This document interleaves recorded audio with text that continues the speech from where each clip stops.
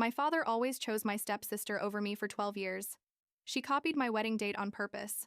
So I cut him off, and he never saw coming what he lost forever. I'm 28 years old. I work as a freelance editor after graduating in journalism.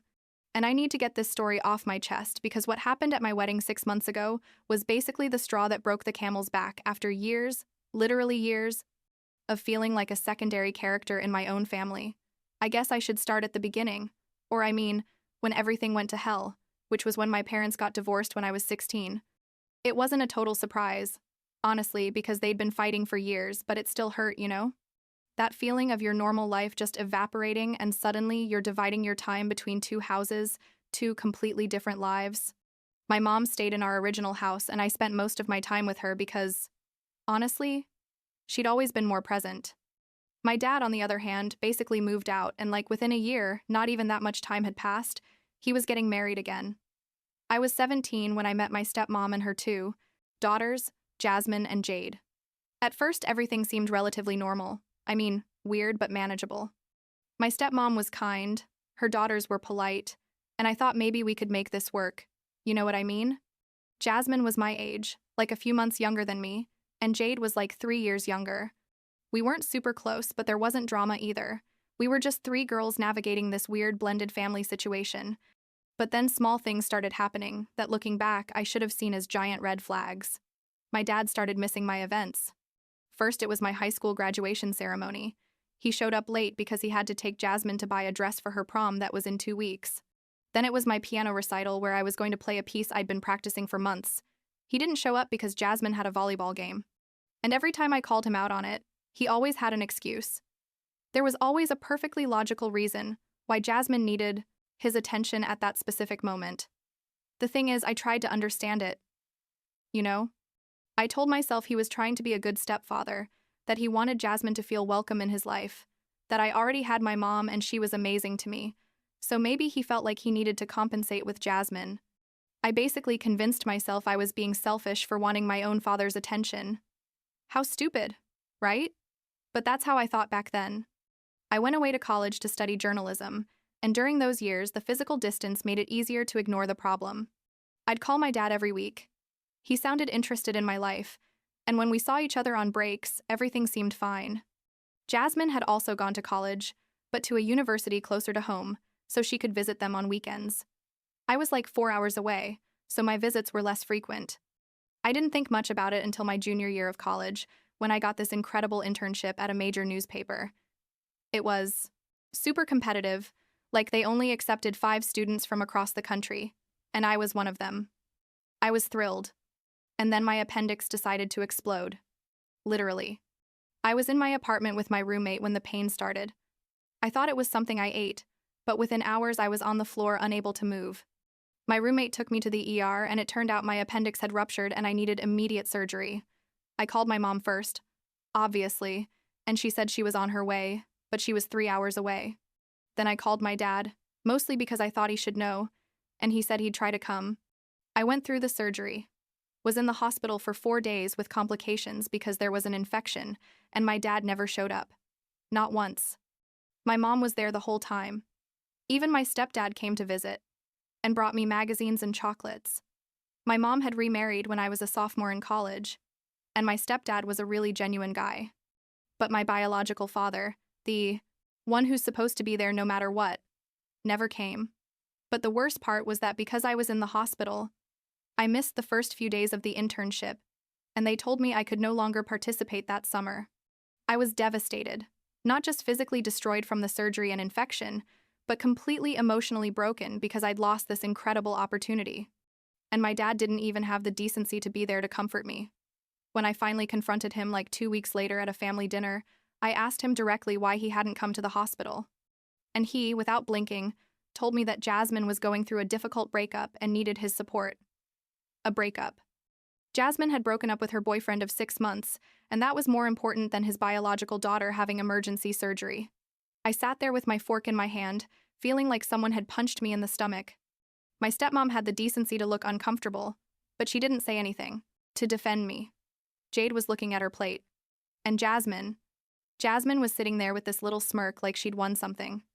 I got up from the table and left. I didn't yell. I didn't make a scene. I just left. I stopped trying so hard after that. If my dad called, I'd answer. But I didn't initiate conversations. Visits became more sporadic. My mom noticed the change but didn't push me. She knew I needed to process things in my own way. It was during my senior year of college when I met Derek at a coffee shop near campus. He was studying engineering and had this smile that literally lit up the whole room. We started dating casually, then it got more serious. And by the time I graduated, we were officially a couple. Derek is amazing. He listened to me, supported me, made me feel like I actually mattered. He met my mom and they hit it off. He met my stepdad and they bonded over their mutual love of football. When he finally met my dad and his family, Derek noticed the weird dynamic immediately. He asked me afterwards why my dad seemed more interested in talking to Jasmine than to me at my own introduction dinner. After 2 years together, Derek proposed. It was perfect. He did it on the beach during a sunset. Very cliché, but very us. I called my mom, crying with happiness. I called my dad because I thought I should, and he sounded happy for me. We announced the wedding date. It would be in September the following year, which gave us like 14 months to plan everything. I was excited, nervous, all the normal bride emotions. And then, 5 months after we announced our date, Jasmine also announced her engagement. Okay, great. Congratulations to her, right? Except when she announced her wedding date, it was the exact same day as mine. The exact same day. September 15th. I called my dad thinking obviously this was a mistake, that Jasmine didn't know or that she was going to change it. But he told me no, that Jasmine had chosen that date because it was important to her and her fiancé.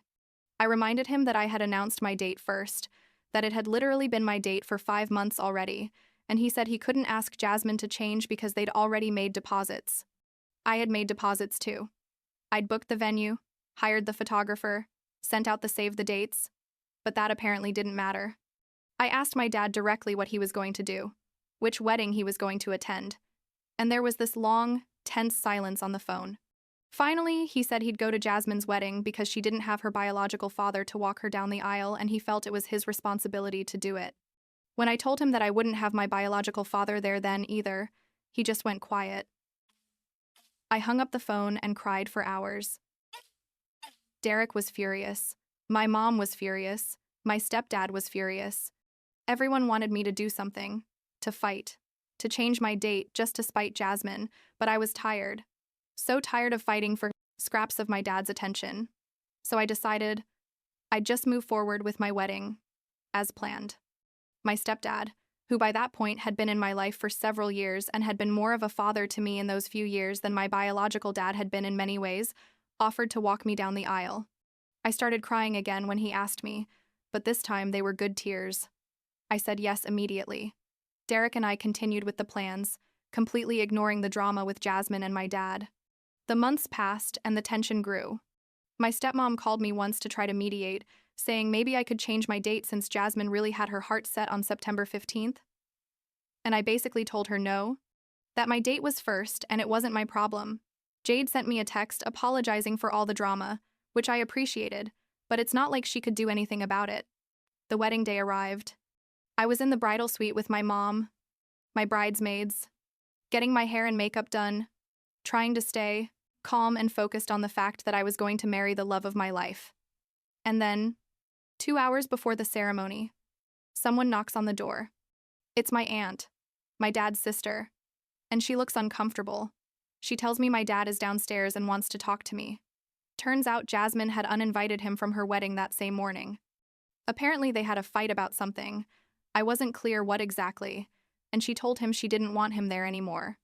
So my dad, in his infinite wisdom, decided to show up at my wedding 2 hours beforehand, thinking he could walk me down the aisle instead. The audacity. Seriously. I went downstairs to talk to him, still in my robe, hair half done. He was in the venue lobby in a suit he'd clearly planned to wear to Jasmine's wedding, looking uncomfortable. He told me he was sorry about everything, that he'd made a mistake, that he wanted to be there for me on my special day. I asked him where this energy was 6 months ago, when he chose Jasmine, over me, where it was when I was in the hospital, where it was in all those moments when I needed him and he chose someone else. He told me I was being dramatic, that he'd always loved me, that he'd just been trying to do right by everyone. I told him I'd already asked my stepdad to walk me down the aisle and that wasn't going to change. My dad got furious. He started raising his voice, saying he was my real father, that I couldn't just replace him like that this was disrespectful.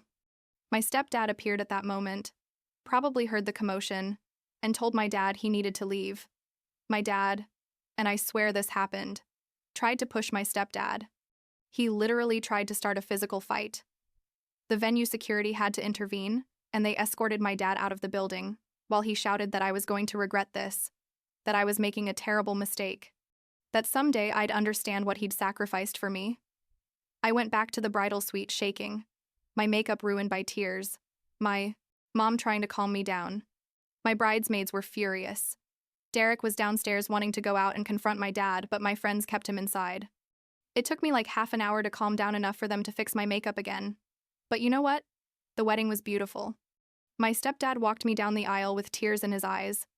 Derek looked at me like I was the most precious thing in the world. Our vows were perfect. The reception was amazing. It was everything I wanted it to be, despite the morning drama. I tried not to think about my dad, tried not to wonder how Jasmine's wedding was going or if she finally let him in. I just focused on my new husband and starting our life together. The honeymoon was perfect. 2 weeks in Italy, not thinking about any of the family drama. But when we got back, reality hit me. My dad had been sending me messages, dozens of them, since the wedding. At first, they were apologies. Then they turned into accusations, then attempts to guilt-trip me for ruining our relationship. I ignored most of them, but finally agreed to meet him at a coffee shop to talk. It was a disaster. He basically spent the whole meeting trying to minimize my feelings and making the whole thing about him.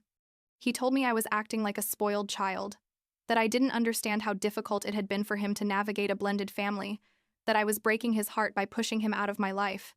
When I tried to explain how he'd made me feel all these years, he interrupted me, saying I was exaggerating, that he'd always been there for me. I reminded him about the hospital, my graduation, my recital, all the moments where he chose Jasmine, and he just shook his head, saying I was remembering things incorrectly. I got up and left. Again. It seemed to be my signature move with him. Things got worse at a family gathering like 2 months after the wedding. It was my grandmother's birthday, my dad's mom, and both my dad and I were there with our respective families. Jasmine was also there. Married now, apparently, and the tension was palpable. My dad was making passive-aggressive comments the whole time, like saying things like, "Must be nice to have someone else do the work of being a parent," when my stepdad passed me the bread, or, "Some of us value family loyalty." When I was telling my grandmother about my honeymoon, Jasmine, for her part, seemed to be enjoying the show. She was glued to my dad the whole time, talking loudly about how wonderful her wedding had been, how her father, my dad, had given the most emotional speech. I just wanted to disappear. It was my cousin, my aunt's daughter, who finally told me the complete truth a few weeks later. She called me and said I needed to know something. Apparently, Jasmine had admitted, probably after one too many drinks at a family dinner I wasn't at, that she'd chosen her wedding date specifically because it was my date, that the whole point was to make my dad have to choose between us, and she knew he'd choose her. It was a deliberate, calculated power move, designed to hurt me. And it worked. It hurt me deeply. But also, in a weird way, it gave me clarity. Because it meant all of this hadn't just been in my head. I hadn't been being sensitive or dramatic. Jasmine had been actively competing with me for my dad's attention from the beginning, and he'd let it happen. More than that, he'd actively participated in it. My cousin also told me that Jasmine had been saying things about me to other family members, basically painting me as the selfish, problematic daughter who couldn't accept that her dad had rebuilt his life. That I was the one causing drama. That I was the one who couldn't share. That I was the villain in this story. And my dad had never corrected her, never defended my version of events, just let her build this false narrative. I was done, completely done. I called my dad and asked him to meet me one last time. Derek came with me as moral support, stayed in the car, but knowing he was there helped. I told my dad everything. Told him what I'd discovered about Jasmine choosing my date on purpose, about the lies she'd been telling, about how I felt after years of being chosen second. I told him I needed to set boundaries, That I couldn't continue having a relationship with him if this was going to continue being a cycle of him prioritizing Jasmine and then making me feel bad for being upset about it. I expected him to finally understand, to finally see my perspective. But he didn't. He told me I was being unfair to Jasmine, that she was just young and making mistakes, that I needed to be the bigger person and forgive. I told him I was 28 and Jasmine was too, that neither of us were kids, and that I was tired of being the one who always had to be the adult in the situation. I set my boundaries right there. I told him I needed space, that I wouldn't attend family events where Jasmine was, that I wouldn't accept being treated as secondary in his life ever again.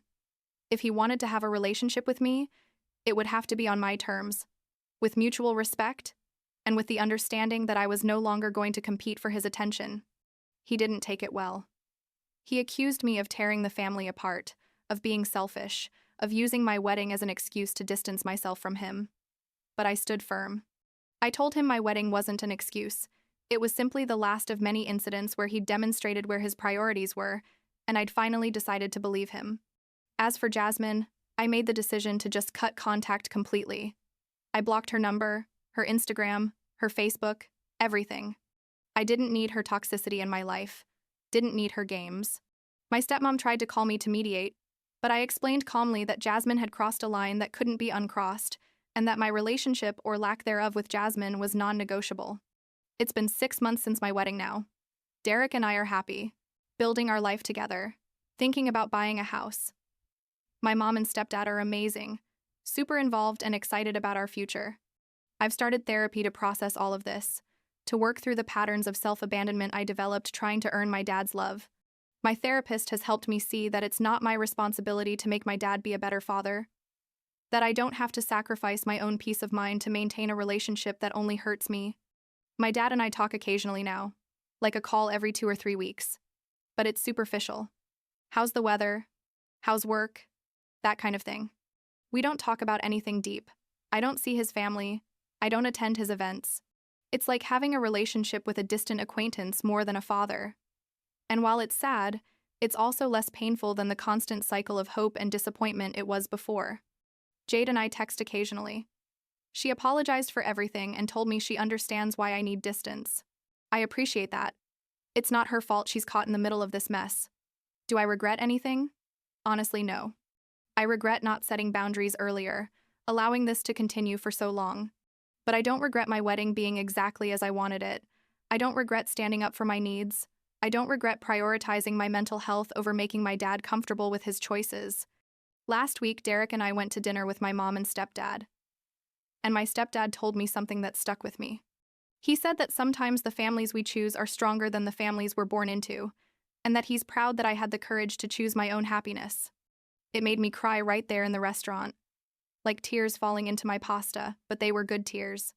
So I guess that's it. I'm still processing. There are still days when it hurts, when I wonder what would have happened if my dad had made different choices. But I'm building something better now, surrounding myself with people who choose me first, who value me, who don't make me feel like I have to fight for a place in their lives, and that finally is enough.